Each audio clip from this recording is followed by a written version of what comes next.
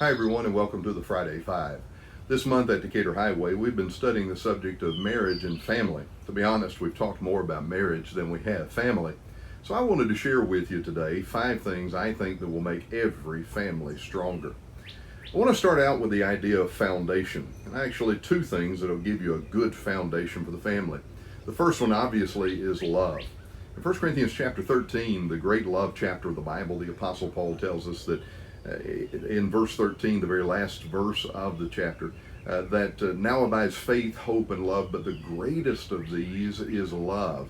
Boy, is there anything every family needs more than love? We need to be rooted and grounded in love.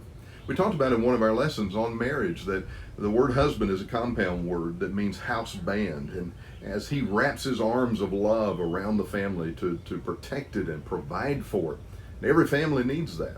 The word wife is just as important because it comes from an old English word that means to weave, and she tenderly weaves her love throughout. So the husband holds it together, but the wife weaves everything in between. But what we really need is love.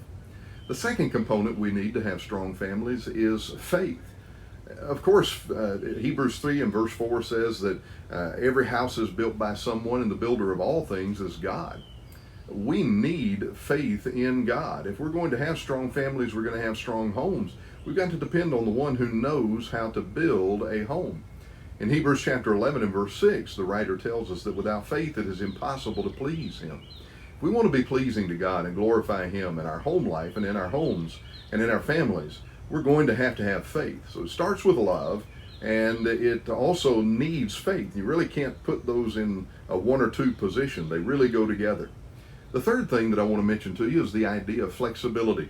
You know, these days in football, on the defensive side of the ball, one of the buzzwords you hear a lot is a bend but don't break defense. In other words, it's going to give a little bit where it can, but ultimately it's going to stand strong where it needs to. We need families like that. We need families who can bend a little bit where they can. But when the chips are down, they're going to stand strong and they're going to stand firm. Did you realize that the Golden Gate Bridge was made in such a way that the entire span can sway as much as 20 feet from side to side at any given point? Now, you would say, I don't want to be on a bridge like that. But the truth of the matter is, it was made that way to make it stronger, so that it would stand. And for all these many years, it has done exactly that. Families need room to grow, and they need flexibility. The fourth thing I want to share with you is the idea of forgiveness. I don't care how big your family is or how small it is. Every family is made up of the same components.